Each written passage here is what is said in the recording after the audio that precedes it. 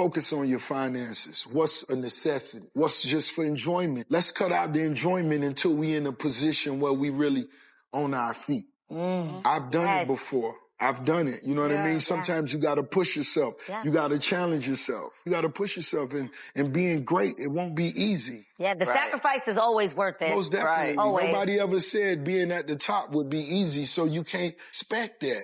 That's right. I don't expect for nothing to be easy. Let's put in the work. Let's get there, and we'll thank ourselves later. It's been 15 weeks of doing this podcast. Welcome to it. This is the Best of Me podcast with myself, Samora Mangesi, a small community on the interwebs where we take a look at self-love and self-respect through reevaluating our relationships with vices like alcohol, drugs, sex, interpersonal relationships, gambling, and many, many other things. And it's always very nice when I come across someone or realize that someone that I know has been on a journey of sobriety and changing their own life for the better. So with that said, I think I'd be remiss if I didn't start off this episode with saying, hello, Yella. Hope you guys are good. Okay. No, I was not expecting that one. Weren't expecting it much from me. At all. But yeah, hello. But I think that I should actually let you say it. So look into that camera there. Okay. Yes. Okay. Okay. Hello, Yella. I hope you guys are good. You know, I got invited to come speak at one event. I think it was 2 weeks ago. Okay. And I said hi to them. And then one of the audience, but no, you can't greet us like that. And I said, okay, no, hello, Yella. And then, yeah, everyone was comfortable after that. It has become a bit of a trademark, you know, and I think in the online space, everybody needs to have their thing 100%. Because it creates that relationship and that attachment 100%, to you. 100%. You've grown quite an online community, which we're going to be speaking about, and the inception of that. But before we do that, you know, you go to a bar. You get there and the barman asks you, what's your poison? So today I want to ask you, what's your poison? Hectic. Specifically now, what you want to drink now. Okay. Or what I want to drink. Now. Okay, no, orange juice. Orange juice. Orange juice. You know what? There's this thing called the magic of television. Please. Oh, 100%, brother. Thank you so much. I love it. To ask and you shall receive. Oh, thank you so much, brother. All right, so Katlego, a lot of the time, I think, like I said, when people ask you, when people ask you what's your poison, we always put it down to a drinks order. However, poison in its inherent form, what it actually is something that you ingest and it eats you up from the inside. And that can be very true when it comes to things that are eating us up from the inside, whether it is things we worry about, whether it is societal issues, familial issues, whether it's issues in our interpersonal relationships, just things that really are eating you up from the inside and working on your spiritual, mental well-being. So with that said, I'll ask you the question again. What's your poison? Yes. So that's where we start with. Yeah. Okay, for me, for now, currently, I think it's free will. Okay. And I'll break it down for you. Yeah. Because so I'm from a family where it was just my mom and my big brother. Okay. Right. And it's from a Christian home where you wake up and you go to church on a choice. You know, you live under your mother's roof. So there are certain things that I was subjected to based on being a believer. Yes. You know, I couldn't fight back. I couldn't respond because my mother taught me that, okay, go home, pray about it, and God will deal with it. But now my poison is, I think I'm vocal now. Okay. You know, if something bothers me, I'll say, Ish, you know what? Let's say it's a romantic relationship. You know what? You did this, and it didn't sit well with me. Please make sure that you don't do it again. You do it the second time, and I'm going to be vocal again. Whether it's platonic relationships, whether it's a colleague, whether it's a friend, I am vocal now. Now I think because of that, to someone who is on the receiving end, it might seem like it's a poison. I'm being negative, or I am being better, or I'm different now, I'm changing. So I think now it could be a poison, but it's something that I'm dealing with now. I think it's very important for me to say if something is offending me. So it could be a poison, but I think it's a good thing from my end, because now I don't subject myself to the bare minimum. And there's a difficulty there because people are so used to you being a doormat. 100%. People are so used to you being a walkover that now when you stand up for yourself and you set those boundaries, that you become the enemy and you become the villain. And that's why it could be perceived as a poison. But for you, it is empowering. Yeah. And being able to stand up for yourself and say, actually, I deserve better. 100%. When would you say you probably started to have these thoughts and feelings about wanting to stand up for yourself? And I think you would notice, or maybe you had sight of it. So I was in a relationship years ago. We're not going to talk about relationships. No, we're not talking about relationships, but I mean, you can reference it. Yeah, 100%. So I was in a relationship where we were staying together. Right? You know about this, right? So, as you're talking, I'm just going back and I'm like, oh yeah, oh yeah. Yeah, so I was in this relationship, and then of course it was a bit toxic, and then I left the relationship. So I was the one who left the house. So I was like, you know what, I've got a comfortable job, so I can go home, And then a friend of mine, actually, no, don't go, man. Don't go. Stay with me. And that's when I moved in with him. And then that was the worst month of my life. Actually, I think being in that relationship was better than moving in with my friend. One night we go out, and because I was drinking a lot, so I think I used to waste a lot of money. That night I said, you know what, here's my card. Please hold it. You're not drinking. He was not drinking at that night. Yeah.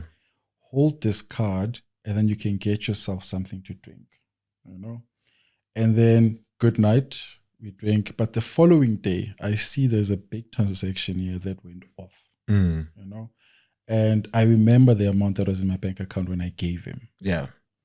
Cut the long story short, following day, go back. I think that night I ended up at your house. And then morning I go back to our place now. I'm like, no, man, there's a big amount that left my bank account. Yes.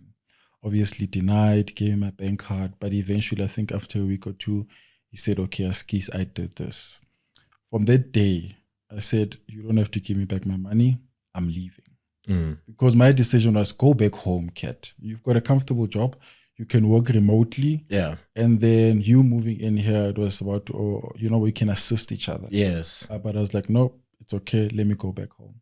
So for me, I think that was a shift on how I see my relationships with my friends, my colleagues, romantic relationships. And from there, everything changed for me. I mean, at that time, it must have been a double blow because you're coming out of this relationship. That was years. That was years ago. No, but like the relationship itself was, it was a solid, I think it was 3 years. Yeah. But I think we moved in together after 2 months of dating. Yeah. So it made it, and we went through COVID together. So it was the years, and then COVID, 6 months felt like 3 years. Yeah. So years in that lens. Yeah.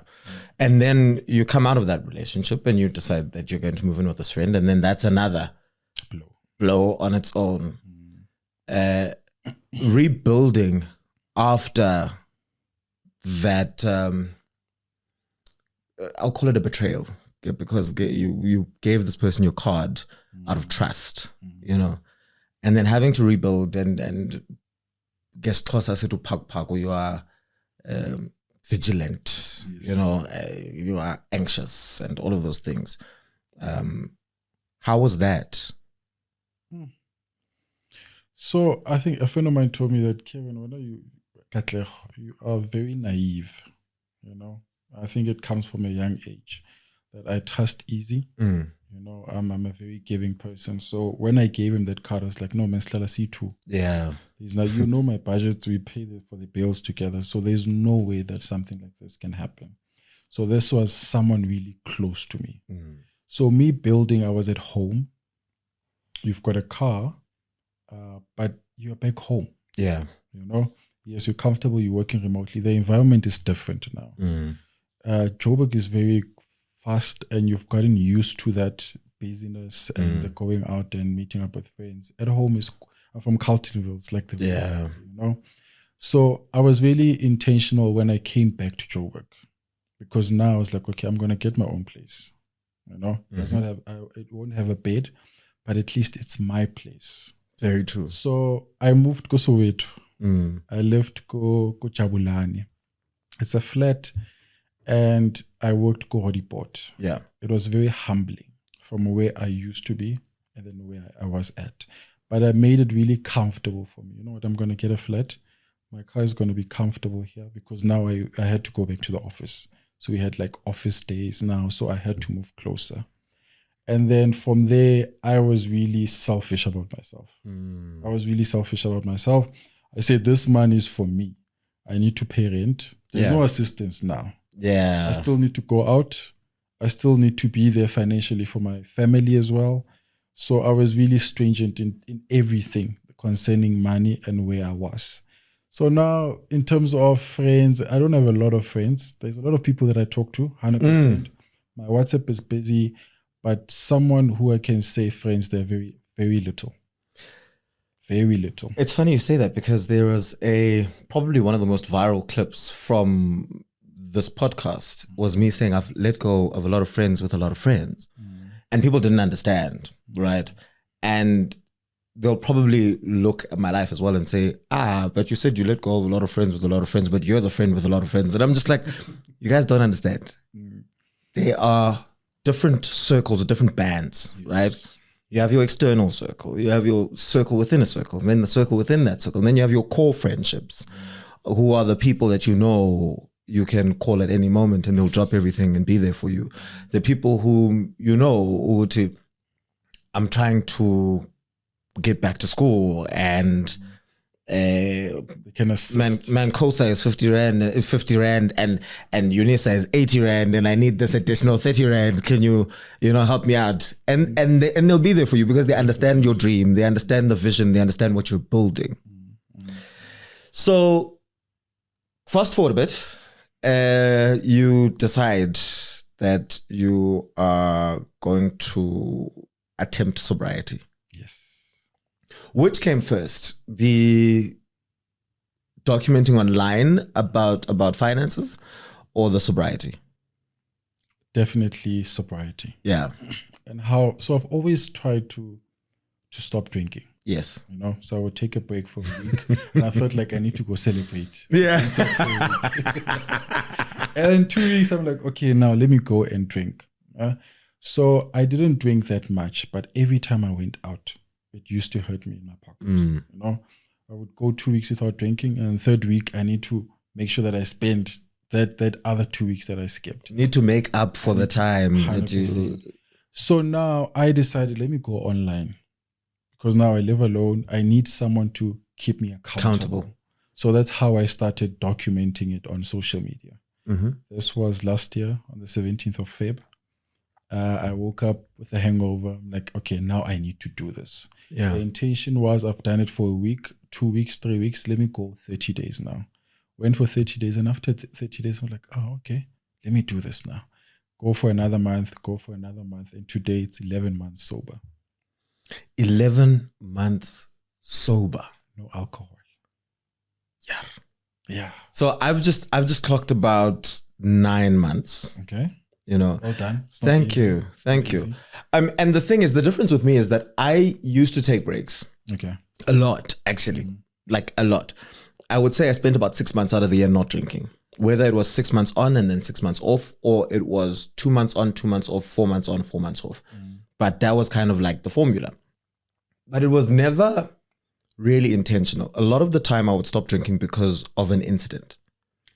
Yeah. Okay. So you lose a phone, you crash the car, you get into a fight with people or whatever, like those kind of things. And then 100%.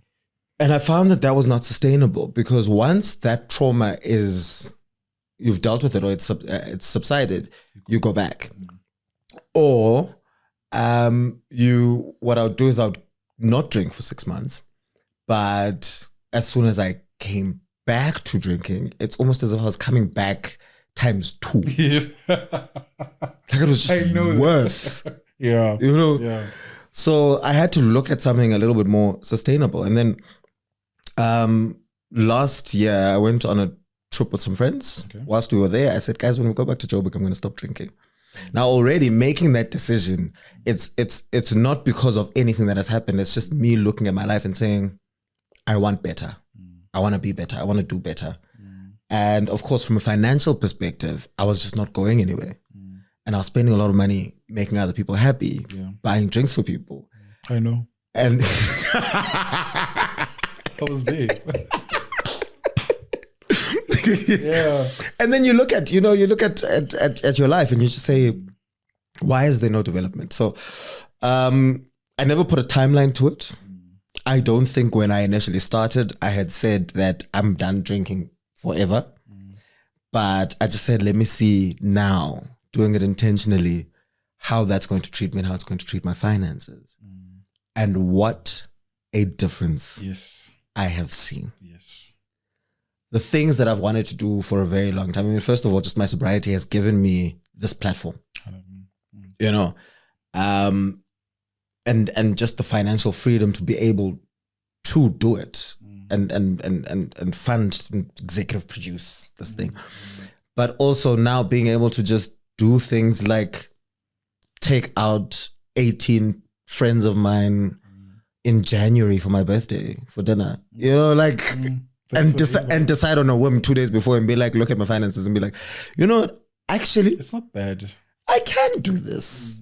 And yeah, let me just move this money there. Let me move that money there. Let me take care of this and that and that. And then, yeah, actually, and be able to budget. Because a lot of the time, my mom would say, yeah, budget, you're going to budget. What? There's nothing to budget. There's no money.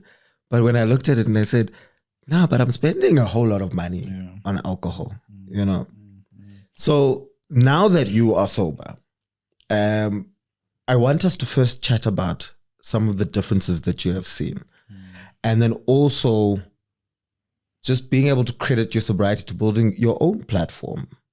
And we're seeing now you've got brand deals, you know, people are asking you to come and speak at events and things like that. So maybe take us through the first couple of weeks of sobriety, because it can be difficult, but then when you started seeing the benefits and what actually made you decide to stick with it. Okay. So when I decided to stop, 17th of February last year, I think it was 3 days before my 31st birthday. So I sat down with myself, Kat, you wanted to do 1, 2, 3 on your 30th. Yeah. Now you're on your 31st birthday and you haven't achieved anything. So that was a conversation with myself. Okay, now in 3 days, it's going to be your birthday. What are we going to do differently? And then I looked at alcohol because I saw where most of my money were going, or where most of my money was going. And then that's when I decided to stop. What has changed in terms of, aside from my finances, is my relationship with my family. Yes. My mom and my dad, they've become my kids. I speak to them daily. And I'm intentional about the relationship. Because recently, my mama used to complain that DSTV is expensive, and I didn't think if maybe I could do something about it. And then I was like, no, man, I've got a decoder here, Kai, you know, at my place. How about you take it? Because I don't use it. Anyway, I watch TV online. And then now I gave it to her, and it's the biggest thing ever. For me, it was like, for something, man. It's not really big. But I can see the difference that it has made to my family, just giving them that decoder. If I was doing it, I was not going to do that. I had no intentions of doing that. So my relationship with my family, it's good now. I make time for them. I know it's busy, there's work, there's social media, but I'm intentional that I need to go see my parents. In terms of work, it's been good, you know. I love my work so much. This is my 9 to 5. Yeah. I'm present at work. I got a few awards even. I mean, like doing my KPI though. Yes. You know, at work they say do 1, 2, 3, 4, 5, and I make sure that I do 1, 2, 3, 4, 5. Yeah. Because I got hired to do that. Mm. You know? And then, of course, when it comes to finances, I've saved and I decided to document it on social media that I can still go out, but I need to save first. Let me save this 100 Rand. Let me save this 1,000 Rand because I want to move from one occupational level to the next. And for me to move one occupational to the next, I need to go to school, corporate, you know. So I managed to save money. Now I'm in school. I'm starting tomorrow, actually. I've got a class on Sunday where I don't have to worry about school. I'm sorted when it comes to school. I know the challenges, especially in South Africa, where we need money to go to school, but I don't have those challenges because I saved. And it's because I decided to take a break from alcohol. So the other space where I'm good, I think emotionally as well. The other day you called me, Kat, can you please make it through? I was like, you asked me, Kat, how are you? You didn't ask me today, by the way. I think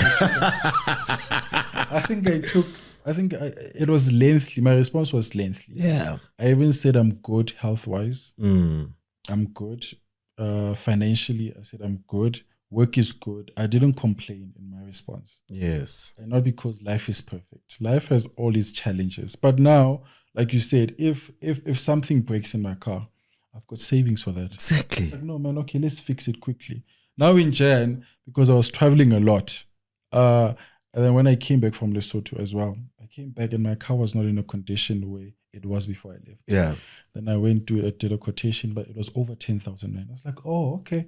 No, I've got savings. Let me do it. Now, I think me personally, I was irresponsible when it came to drinking because I used to waste the money on drinking. So now I can see there's a bit of change. Yeah, okay. Now it's Jan, it's the 17th. I can still go to my bank balance. Okay, it's not bad. We can go until the last day of the month. So there has been a lot of change. It's so weird you say that because also whenever someone asks me how I'm doing, I always say I'm fantastic.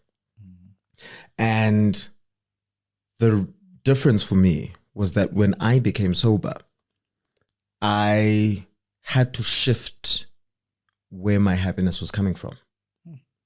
So a lot of my happiness, I think I was trying to induce through external influences, whether it's through a relationship, whether it's through my friendships, whether it's through alcohol and going out and which city I'm in, where do I live, what car am I driving, all of those things.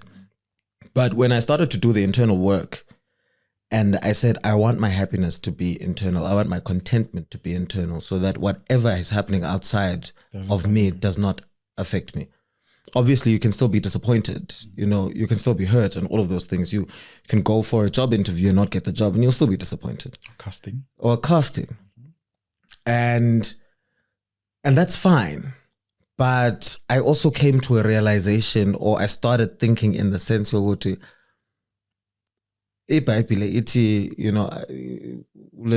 never leave us nor forsake us. 100%. And I think that has become the basis of everything that is happening in my life, right? And running parallel to that is Romans 8:28, where it says, all things work together for good. So I believe you can't believe in the one and not believe in the other. Because if you don't believe all things work together for good, then clearly you believe you've been left and you've been forsaken. So I operate on the frequency of I am God's favorite child. And all things are working together in my favor because I'll never be left nor will I ever be forsaken. So when I don't get something, I embrace the redirection. And that's why I can be in a constant state of being good and being great and being fantastic, even though things are not going well outside of me. But there's a very big calm inside of me because I am very intentional about being good and being good from the inside. And I think I can only really credit that to my sobriety, and just having the resources and having the mental capacity as well, because now you're also careful about where you're spending your time and your energy. Yes. And with who as well. You're not investing in friendships that are frivolous just because just because I need to be in spaces where I'm noticed or as I'm looking at you as you respond, I've known you for years. Yeah. I've never even seen on social media referencing God. Really? Like we've been together, like sitting together. I've heard you speak. You've driven and are in the same car, but never. Hearing you speak and referencing God, I'm like, Gandhi. God, it's beautiful to see. Now, I was reading a scripture today. I even documented on TikTok, Isaiah 40:31. Even in disappointment, we need to acknowledge God. Because we wait and we wait and we wait and we wait, but we don't stop praising God and acknowledging to God, you are still God, even if I'm still in this situation. So I love what you just said. But, I'm good. Yeah. I'm good. Even if the external factors say that you're not good, but you are good. So I'm happy. I love this side of it. I love it. I love it. I love it. It's good. It's good. I think it's always been there. It's just that as a cat, I think also the space that I work in, there is a lot of pressure to appear a certain way. Yes. And show up a certain way. And, you will think that being a bad boy, party boy is what is probably the most attractive to people out there. But then when you stop caring about what other people think and what's attractive to people and what the producers and what think and what they, you start to really just want to be yourself and live the way that feels most natural to you. And it works. I think being yourself, it's a win. Yeah. It's what makes you different. I remember when I started on social media. So I don't have the best aesthetics on my social media. Okay. My background is still the same. So I sit on top of my bed and I've got my headboard. You can see it. It's a headboard. And then I just put the camera and I just start talking. Yeah. And then someone said, I think you should put your content on Instagram. It's like on Instagram. Instagram is the perfect world, man. It's nice pictures. So where did you start? On TikTok. Yeah. When they said no, move your content, go Instagram, I was really reluctant. I was like, not Instagram. Instagram is for aesthetics. Everyone looks good there. Now, I took a chance. I think I was on 300 followers. No, 3,000. Yeah. No, 2.7. And then I started posting a video. It's like, let me test the waters. Now, that community that I had that time, it was mostly the people that I know, that I interacted with. Now, I'm posting content that they don't know anything about. They don't know Cat. This is not Cat. Yes. I posted. I think a month later, I had more than 30,000 new followers. Organic followers who were enjoying my content on Instagram. And I think people got the traction because I was being myself. Yeah. It didn't look perfect on a platform where everything has to be perfect. And so it goes back to what you're saying now. You just need to be yourself. Honestly, you just need to be yourself. You mentioned brands now. I just did one recently about food and everything. The one KFC. But when the brand manager came to me, I was like, okay, listen to the concept. Yes. Let's listen to the concept.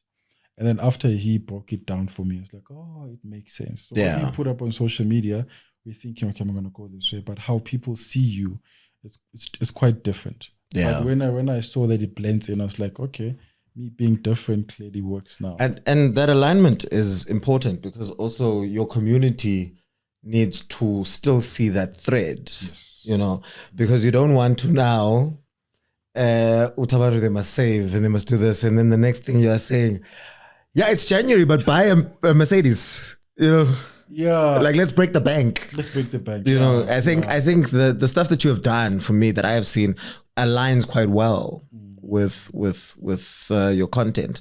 So with what you were saying, it is so wild because obviously starting a brand new platform for me, I started pages from scratch, right? And I thought the best option or the best idea would be to leverage my following on my other pages. Yes. But I realized, the people that followed me there followed me for something completely different. That was very different. Like that life was different. You know, that life has got nothing to do with sobriety. Yeah, exactly.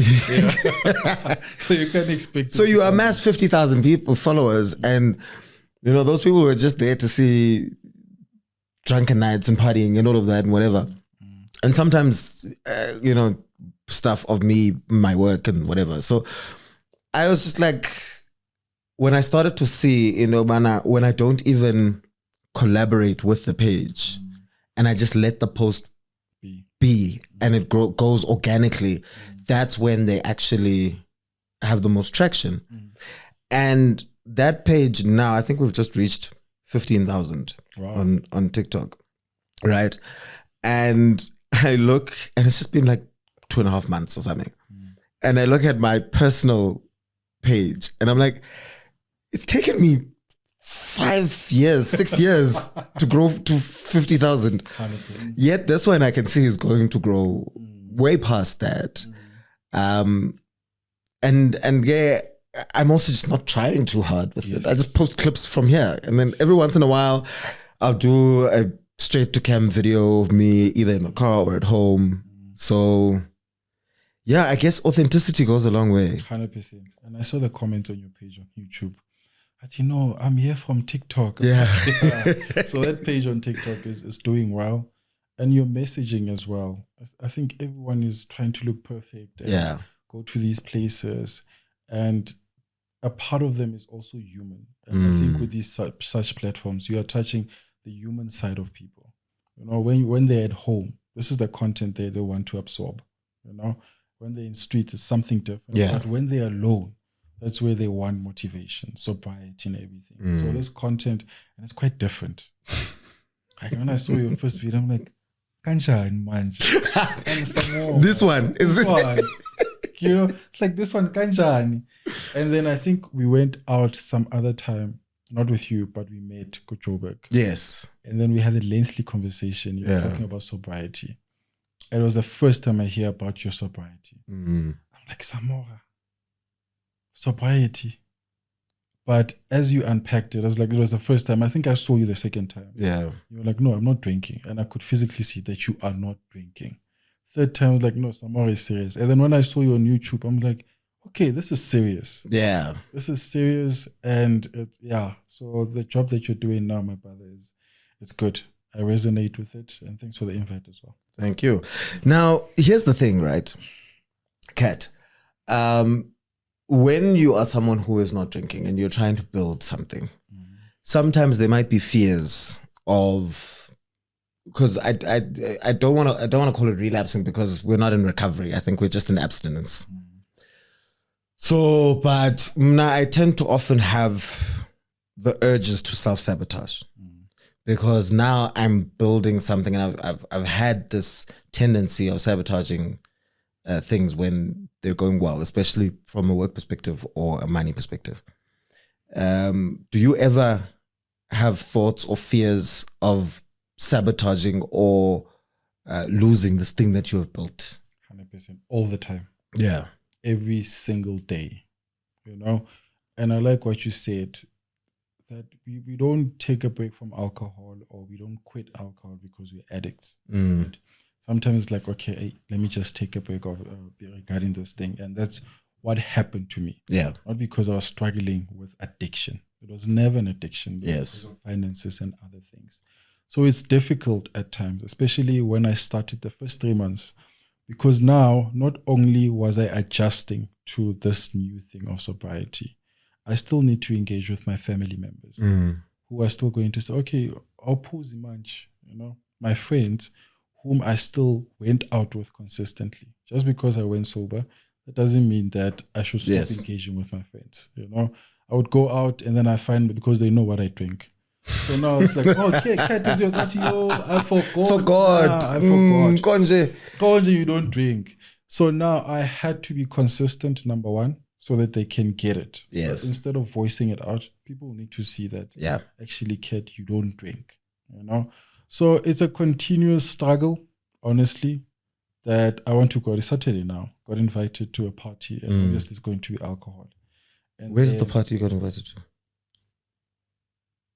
It's in Santin. Oh, okay. No, we're not invited to the same party. Okay. Mine is in Midrand. No. So honestly, it's a continuous struggle. You're always scared, especially now. There's more money in the pocket. It's like 6-pack nyana. It's not gonna be. And I tried non-alcoholic. Yeah. I tried it once. I had 6-pack. I was out Melville, and I think I had 5 of them. So I started getting a headache. But you know what? I think you must go home. When I go home, I got stopped by the traffic officers.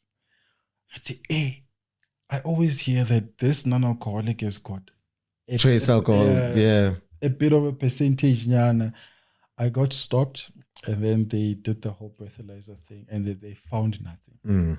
So people who are always saying that there's alcohol in there, they must go drink that thing. I get you, there's a percentage, so they must go drink it. But honestly, it's a continuous struggle, the one that I'm willing to go through. As long as I want to stay sober. And I liked what you said, when you said that you went online so you could hold yourself accountable. How this entire thing started was me holding myself accountable. Yes. I started posting about it on Facebook, I think, or on TikTok in my personal capacity. And I saw it resonated with people. But once you start building a community, once you start building a business around it, now you have things to weigh up. You say, I've got these prospects and these ideas and these things that are in the pipeline. And you're like, would I really want to mess this up? Because also, another thing is, I don't know if I go back, even just in the slightest, how deep am I going to go this time around? And I don't want to find out. Please don't. I'm very happy where I am. Please don't. It's not worth it. And it's not even about you alone anymore. Because someone is consuming your content and your journey, and they're getting inspired about your journey. Yeah. Like, okay, Samora is doing this. I know him personally, and now he's doing this. I want to do this now. I posted, not posted. I was in public drinking a non-alcoholic that night. Yes. And someone came to me. Atiket, are you drinking? I don't know him. But are you drinking it? No, it's non-alcoholic. So people are watching. No pressure. Yes. People are watching. And it's so sad that you don't know who's watching now. So you need to know the weight that you have. You are touching like a lot of people online. They're looking at your content and say, hey, if this one can do it, I can do it. So now if you relapse, hey. But I think it's also very important for me to show people that you can still go out and have fun. 100%. Because people fear being boring. They fear being bored as well. And it's just so sad that we live in a constant state of everybody drinks and you're an anomaly when you don't. The fact that it's become so socially acceptable that wonke umntu yaphuza. And I think it's so important that for people like us, we work at actively changing those perceptions. And we're not bashing people. Not at all. We're not going out there and saying, we're not uzofa. Just because we are bad, through you and you being you and living your life and just speaking about your finances now, and people seeing how much better things are in your life, it inspires someone 100%. To say, actually, you know what? If Kat manages to save 50,000 Rand in a year, how much would I be able to save? And it's one of the things that I was talking about as well. I think in a previous episode, we had Ubanzi on here, and I was saying we need to look at the future value of the money that we spend on alcohol. Because a lot of the time we look at the money on the bill. Yes. And it's just fine, sure, whatever. But if you are taking, let's say you're spending 4,000 Rand a month on alcohol, if you take 2,000 Rand and you invest it every single month, and now you change the perception about the money that they're spending, not only on alcohol, but now it's also on things like takeaways. If you're having takeaways 4 times in a week and you cut that down to 2 times in a week, that additional money that you're now managing, and you put it somewhere, how much could that be? You know, when you look at your financial goals, what would you probably say is your next big thing? We know that you have saved up for school. You've conquered that. You're about to go into it now. We wish you all the best. But what's the next goal? What is the next way you're going to inspire us to be financially savvy? Hectic. You can't stop now. No, I can't stop now. So for last year was to save to go to school this year. But I want to have a master's, you know, and my goal is to save 100,000 this year so that I can have a deposit of 100,000 next year. But there are other areas that needs finances that I'm focusing on. You know, I want to have my own property. Yeah. You know, I want to live comfortably, to travel. I don't want to go get a loan for that. So for now, honestly, is making sure that I save to go back to school, saving towards property as well, and then other investments as well. So I will document it. I will definitely document it just to give inspiration out there. I've got a question. So sorry. Yeah. No, sorry to cut you there. In terms of your journey of sobriety, as a, do I say a public figure? I don't know, but yeah, as a public figure who used to post about the life, good life, you know, and then you move to sobriety, yes, which is a very limited space in terms of working with other companies, right? Because I know when I started, someone said you're limiting yourself in terms of campaigns and everything. But now I'm like, no, actually, this is a good environment. So I want to ask from you, did you get a knock in terms of working with brands because you decided to be sober? So I think my brand was never built online. Okay. You know, and I know it might sound arrogant, but I never really cared for the online space before. I'm a traditional media baby. And I think another thing that really kind of exacerbated the life that I was living is because I was just like, people shouldn't care about everything else. It's about the talent and the work, you know? So when I show up to go and shoot a show, I show up and I do it. When I go and do a radio show, I show up and I do it. What I do outside, it shouldn't really matter. So the things I was posting were never actually things that would speak to brands for them to learn. And I think I kind of just, buzzed off. Yeah. I was like, nah, it didn't matter. I didn't care. Being in this space, though I have not necessarily worked with any brands, specifically on my sobriety, but I have found that the alignment that I have now has opened up a lot of opportunities to work with certain organizations that speak to me. Just over a year ago, I joined Kaya, which really inspired me because now we were bringing families together and we were doing good for people. And I think it started off something in me, like a little desire to continue to do good, to continue to help people. So I partnered up with the Department of Basic Education, and I would go and do things with them. And then it was starting this platform, you know. And then at the end of last year, I hosted the SA Heroes Awards, you know, which were awards for people who are doing great community work and stuff like that and whatever. So full circle moments, because now these are things that speak directly to the thing that I'm doing, you know. You'll find that even on a show like Kaya, some of the issues of people disappearing and not being able to come back home, you'll find that this person is unable to come back home because they're living in a certain condition and they're an alcoholic, you know. So it really has helped me be more aligned. And I've carved out a trajectory which, as we sit now, I've mapped out the kinds of brands that I would like to work with. Okay. I mean, Field Bar, come on. Field Bar, come on. You see?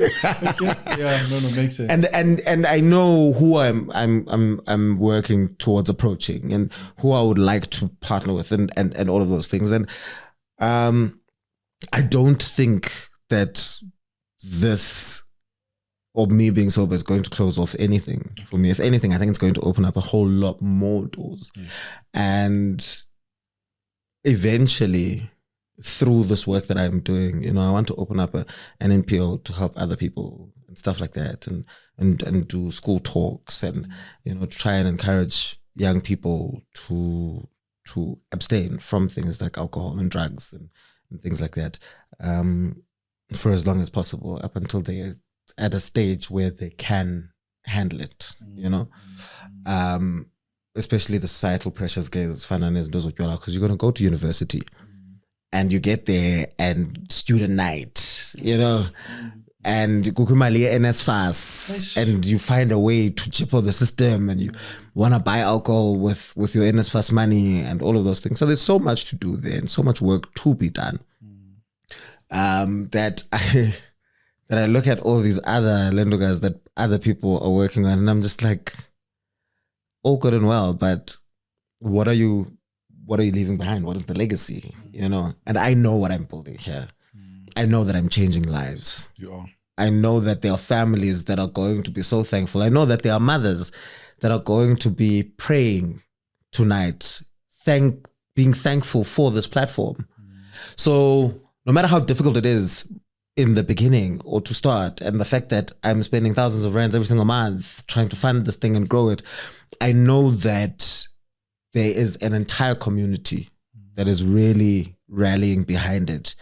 And any brand that does not see that would be very, very short-sighted. I didn't want to say they'd be dumb, but they'd be very short-sighted. I love that, especially when you mentioned the NPO, because I was watching I think it was yesterday, the news, where they gave out stats, you know, with matriculants and stuff, that the boy child, they literally leave school in matric. So between grade 11 and grade 12. And it's because of alcohol. Yeah. You know, because they get to grade 12, and then probably because of the background and the circumstances, and they start engaging with alcohol from a very young age. So having such platforms where you talk about sobriety, hey guys, I had my fair share. Yeah. And also we speak about sobriety also in relation to socioeconomic issues as well, because sometimes these children are brought into alcohol because of the backgrounds that they come from. Sometimes the household is, you know, it's an abusive household, or a household where there's gender-based violence, and they need an escape, you know, and they fall into the wrong crowds. So there's a lot of work to be done, not just in promoting sobriety, but in rectifying some of the issues that we are seeing in communities, in homes. There are sexual assaults that lead people to daily. So there's so many things, Kat, that need to be done. And I think the reason it was so important for me to bring you on here is so that we can also celebrate and honor the fact that you are leading people or promoting a lifestyle that is going to leave people thinking, okay, maybe let me try this, without feeling vilified, without feeling judged, without feeling, you know, like they've been stripped naked, but just through you living your life the way that you are. No, I'm happy. I'm happy with especially with the community that I've built online. I get on my email daily. And what you just said, that there's just a lot that people are going through. And if you've got platforms like this where we speak about sobriety, I think we are doing our part. Yeah. You know, you might not be addressing the whole issue, but if you're dealing with 10% of the whole issue, that's enough. There's other people that can do their own part. But if you do, let's talk about sobriety, 100%. I think it's good.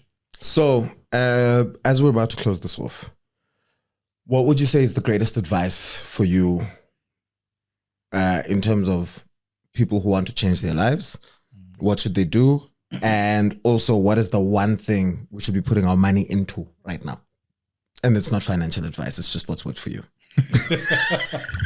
Disclaimer. I love that. I love that. I think I don't want to go through the faith side, but I'm a strong believer that if you want certain things in life, some things needs to give in. You need to give up some other things. For me, it was alcohol. For you, it might be another addiction. I don't think there's anything wrong with alcohol, but for me, it was an issue. Yeah. And I had to address it. So whatever you're dealing with, you need to have a conversation with yourself. Okay, in order for me to move from here to the next level, I need to quit this, unfortunately. So inabo will sacrifice. Yeah. Now we'll sacrifice, now we'll fasting. 21 days. So yeah, but you need to, like, some things you just need to give up. Yeah. And then in terms of finances, I speak savings all the time because I know what it has done for me. So, and it's not even about the big figure, because if you save 50 rand, you get employed or you get a promotion at work, you get a campaign, it will be easy for you to save 5,000. It's not even about the figure. No, it's about the habit. Start small, and when you get money, it's going to be easy. So I would say invest, because that's where the money grows. You invest 100 rand, after 12 months, you get 150. You can return it and enjoy the 50. So I would say, please invest. Invest any amount that you have, invest, because it'll come back to you. Yeah. It'll come back to you. I think also, please have an emergency fund. I don't like going to the bank and saying, I'd rather go back to myself, ticket. Can I please have 50 rand there, but I'm going to return it. It's like taking a zero interest loan, because you're taking money from yourself. It's easier that way.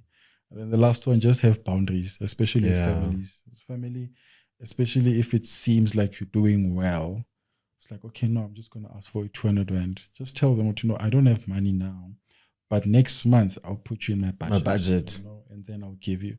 But it's Jan now. Someone is expecting to get money from you. So yeah, invest, have an emergency fund, and then just have boundaries. I struggle so much with that thing of being asked for money, because I feel like I don't want to lie. Right?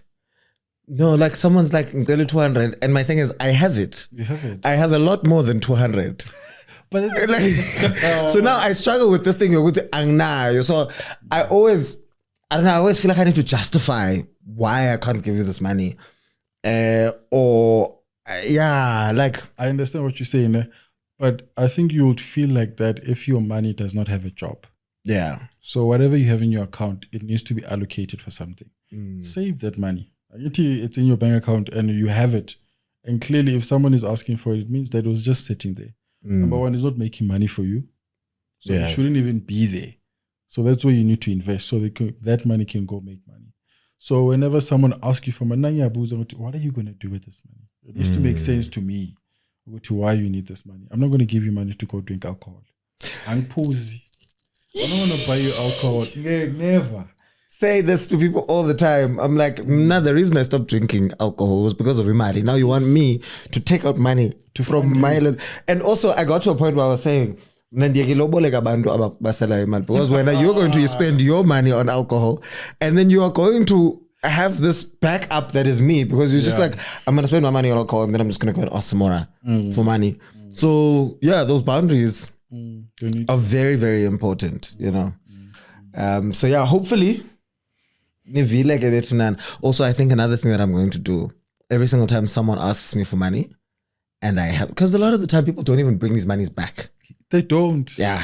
They don't. So I think the next thing I'm going to do is, every single time someone asks me for money, I'm going to say I don't have it, take that money and pay it towards something. Stockfell. Huh? Stockfell. A Stockfell? Yeah.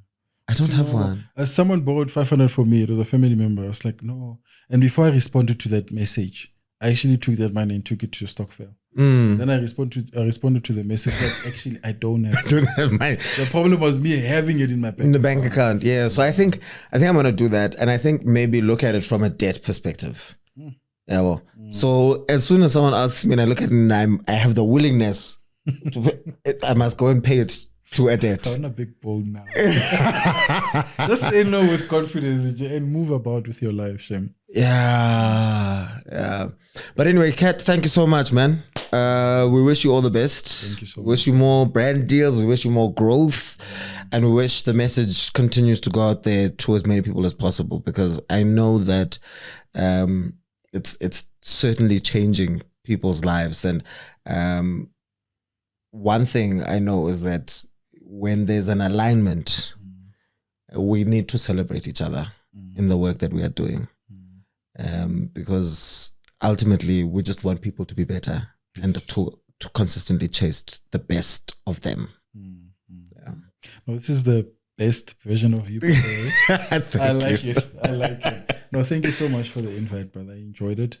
And it was because it was you. You made it seem comfortable. So thank you. Yeah. For those people who would like to grow with you, where can they find you? I'm on TikTok. They call me Chomi. Chomi Gatha. But it's just Katlego Kevin, and then TikTok and Instagram. All right. Well, thank you to you for giving us the time and watching today's episode.